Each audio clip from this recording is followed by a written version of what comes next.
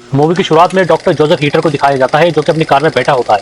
मैं एक फोटो को देख रहा था। उस फोटो में 3 कुत्ते आपस में इस तरह से जुड़े होते हैं कि एक के पीछे दूसरा, दूसरे के पीछे तीसरा। असल में डॉक्टर हीटर एक संघीय डॉक्टर था जिसने एक एक्सपेरिमेंट किया था उन 3 कुत्तों को आगे पीछे जोड़कर, लेकिन वो एक्सपेरिमेंट फेल हो गया था और उसका मानना था क्योंकि कुत्ता इंसान की तरह इंटेलिजेंट नहीं होता, बस इसी वजह से वो नाकामयाब रहा। तभी पीछे से एक ट्रक आकर रुकता है और ट्रक का ड्राइवर झाड़ियों में पेशाब करने के लिए जाता है। इसके बाद डॉक्टर अपनी कार से एक राइफल निकालता है और इस ट्रक ड्राइवर को शूट करके बेहोश कर देता है। इसके बाद हम 2 लड़कियों को देखते हैं जिनमें से एक का नाम है जेनी और दूसरे का नाम लिंसी।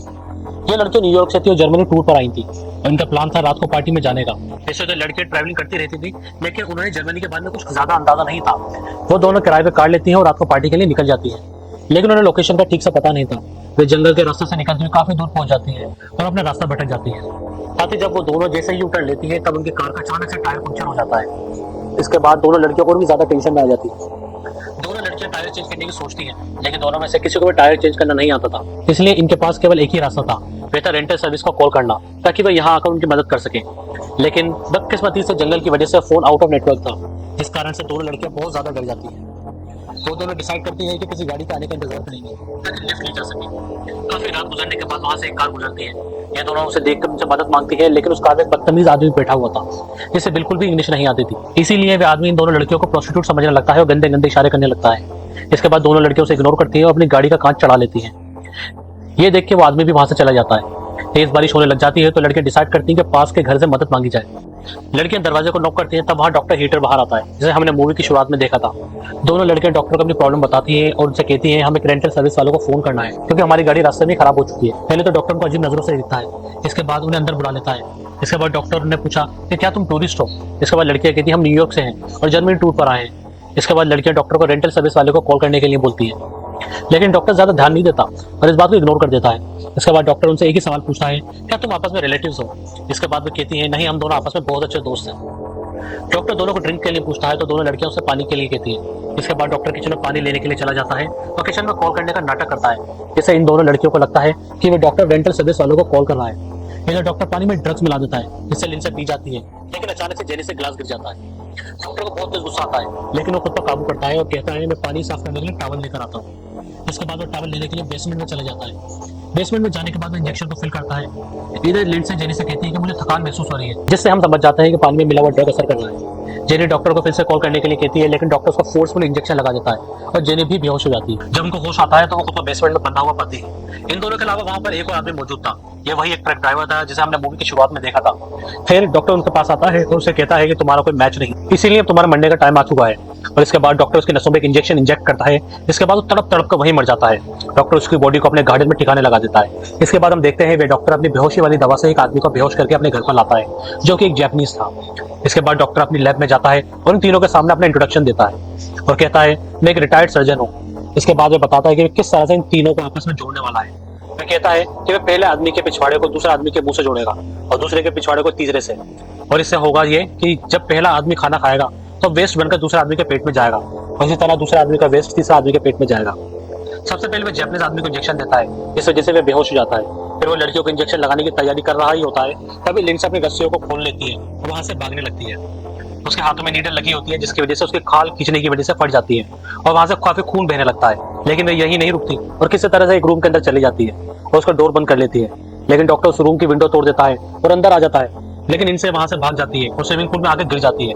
डॉक्टर वहां पर भी आ जाता है और अपनी गन उसके ऊपर तान देता है। इसके बाद डॉक्टर उसको शूट करने वाला ही होता है, लेकिन तभी लाइट चली जाती है और इनसे इसका फायदा उठाकर वहां से भाग जाती है। इसके बाद वो वापस डॉक्टर के लैब में आती है, लेकिन जेनी डॉक्टर का इंजेक्शन के कारण बेहोश थी, इसलिए वो उसको घसीटते हुए बाहर ले जाती है, लेकिन तभी डॉक्टर उसको पीछे से शूट कर देता है। इसके बाद वे दोनों को लैब में उठाकर ले जाता है और ऑपरेशन शुरू कर देता है। वो तीनों के दांत निकालता है और उनके बॉडीज को किसी सेंटीमीटर की तरह कनेक्ट कर देता है, जिससे वो तीनों आगे पीछे से जुड़ जाते हैं और 3 की जगह एक प्राणी बन जाता है। एक लंबी सर्जरी के बाद ही ऑपरेशन कंप्लीट होता है। इसके बाद डॉक्टर अपने घर के कांच भी चेंज करवाता है जो उसने खुद ने तोड़ा था। इसके बाद हमें दिखाया जाता है डॉक्टर का बनाया हुआ ह्यूमन सेंटीपीड। उन तीनों के जख्म अभी ठीक से भरे भी नहीं थे, लेकिन डॉक्टर उनको खड़ा करने की कोशिश करता है। सबसे आगे में जापानीज आदमी होता है, बीच में लिंडसे और लास्ट में जेनी। उन तीनों को बहुत ज्यादा दर्द हो रहा था, लेकिन बेरहम डॉक्टर उन तीनों को खड़ा करके उनकी फोटो खींचने लगता है। फिर उन तीनों को मिरर दिखाता है, ये तीनों अपनी हालत में रो रहे होते हैं। इसके बाद डॉक्टर ने पिंजरे में बंद कर देता है। काफी दिनों तक ऐसा ही चलता रहता है और वे जापानीज आदमी को ऐसा खाना देता है जैसे किसी कुत्ते को देते हैं। अपनी हालत से तंग आके जापानीज आदमी मुंह को पाकर उस डॉक्टर को काट लेता है, जिसके बाद डॉक्टर उसे बहुत बुरा मारता है और उसे कहता है कि अगर दोबारा ऐसा किया तो मैं तुम्हारा एक एक दांत निकाल लूंगा, वो भी बिना एनेस्थीसिया दिए। इसके बाद हमें दिखाया जाता है कि वो डॉक्टर उनके साथ बहुत बुरा सलूक कर रहा है और उन्हें बाहर लेकर ग्राउंड में आता है। इसके बाद जापानीज आदमी को वॉशरूम जाने की जरूरत पड़ती है और वो अपना वेस्ट छोड़ने लगता है, जो कि लिंडसे के मुंह में आ जाता है। क्योंकि उसका मुंह डॉक्टर ने जापानीज के पीछे सिला हुआ था, मजबूरन लिंडसे कुछ नहीं कर पाती और उसको उसका सारा वेस्ट निकलना पड़ता है। एक दिन जब डॉक्टर चेक करता है तो पता चलता है कि जापानीज आदमी तो बिल्कुल सही है, लेकिन लिंडसे को कब्ज हो गया है और जेनी बहुत बीमार और कमजोर होती जा रही है और उसके जख्म भी सड़ रहे हैं। तो डॉक्टर कहता है कि उसको जेनी की जगह पे एक रिप्लेसमेंट चाहिए। तभी अचानक दरवाजे पर नॉक होती है और वहां पर पुलिस ऑफिसर होते हैं। पुलिस वाले यहाँ पर लापता लोगों को पूछताछ के लिए आए थे, जिनमें जेनी, लिंडसे और ड्राइवर भी शामिल था। डॉक्टर हीटर उन्हें बताता है कि वो एक सर्जन है और अपने काम में बिजी रहता है, जिसकी वजह से उसे बाहर आने का टाइम ही नहीं मिलता और वे लापता लड़कियों के बारे में कुछ नहीं जानता। डॉक्टर पुलिस वालों से पानी पीने के लिए पूछता है तो पुलिस वाले कहते हैं कि हमें कॉफी पीनी है। इसके बाद डॉक्टर हीटर उन्हें कहता है कि कॉफी तो नहीं है, लेकिन मैं तुम्हें पानी जरूर पिला सकता हूँ। ऐसा पुलिस वालों को उस पर शक होने लगता है। फिर डॉक्टर इन्हें भी पानी में बेहोशी की दवाई मिलाकर देता है, जिसमें से एक पुलिस वाला पी जाता है लेकिन दूसरा नहीं पीता। फिर वो पुलिस वालों से बताता है कि किसी ने तुम्हारे घर से चिल्लाने की आवाज सुनी और तुम्हारी कार को भी उस ट्रक के पास देखा गया जिसका ड्राइवर लापता है। ये सुनकर डॉक्टर चिल्लाने लगता है और कहता है कि पानी पी के मेरे घर से चले जाओ, जिस पर पुलिस वाला उस ग्लास को फेंक देता है। इसके बाद डॉक्टर टॉवल का बहाना बनाकर बेसमेंट में इंजेक्शन लेने के लिए चला जाता है ताकि वो उनको बेहोश कर सके, लेकिन इस बार वो उन पुलिस वालों के सामने एक्सपोज हो जाता है। डॉक्टर कहता है कि ये तो इंसुलिन का इंजेक्शन है, लेकिन मुझे डायबिटीज है। इस पर पुलिस वाला उसके बाद मान लेता है और कहता है कि मुझे तुम्हारा बेसमेंट देखना है कि वहां पर क्या है। ये सुनकर डॉक्टर तुरंत मना कर देता है और कहता है कि बिना सर्च वारंट के मैं तुम्हें अपना बेसमेंट नहीं देखने दूंगा। इसके बाद ये दोनों पुलिस ऑफिसर 15 मिनट बाद वारंट के साथ आने के लिए कहते हैं और वहां से चले जाते हैं। इधर हम देखते हैं कि वो सब छुप जाते हैं और जब डॉक्टर वहां पर आता है तो जापानीज आदमी एक सर्जिकल नाइफ उठाकर उसके पैर में घुसा देता है और डॉक्टर के गले पे काट लेता है, उसका मांस भी निकाल लेता है। इसके बाद ये तीनों ऊपर जाने की कोशिश करते हैं, क्योंकि तीनों सर्जिकली जुड़े हुए हैं इसलिए ऊपर चढ़ नहीं सकते, लेकिन फिर भी बड़ी मुश्किल से ऊपर चढ़ने की कोशिश करते हैं, जिस कारण से इनकी सर्जरी वाली जगह से ब्लीडिंग होने लगती है। लेकिन किसी तरह ये तीनों ऊपर आ जाते हैं। इसके बाद डॉक्टर भी खड़ा हो जाता है और ऊपर आने लगता है, लेकिन लिंडसे उस आदमी को उस कमरे में ले जाती है जिसका शीशा टूटा हुआ था ताकि वो बाहर निकल सके, लेकिन उसको नहीं पता था कि डॉक्टर ने शीशा चेंज करवा दिया था। फिर जापानीज आदमी उस ग्लास को तोड़ने की कोशिश करने लगता है, लेकिन उससे वो ग्लास नहीं टूटता। इसके बाद जापानीज आदमी एक ग्लास का टुकड़ा उठाता है और डॉक्टर के सामने कन्फेस करता है कि मुझे ये सजा शायद इसलिए मिल रही है क्योंकि मैंने अपनी बीवी को चीट किया था और बच्चों को अकेला छोड़ाया था।